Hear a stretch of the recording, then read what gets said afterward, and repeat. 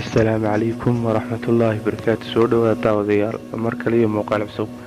Qofka keliyaad u baahantay inaad ka wanaagsanaato aqoon ahaan iyo fikir ahaanba waadigu qofkii aad heshalay marnaba naftaada ha barbardhigin ashkhaas kale, waayo dayaxii qoraxda mid walba waqti gaara ayuu ifaa.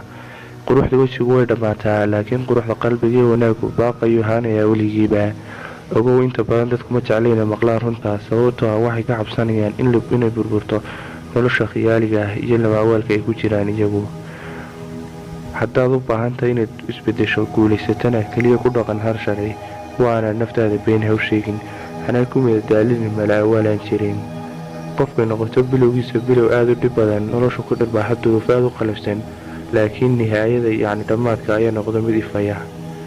Xumaan kastoo kaa dhacda ka dabagey wanaagyo, waayo wanaagyadu waxay baabi'iyaan xumaanaha.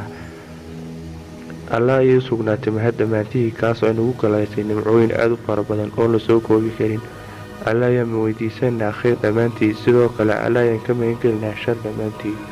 Wasalaamu calaykum waraxmatullaahi wabarakaatu.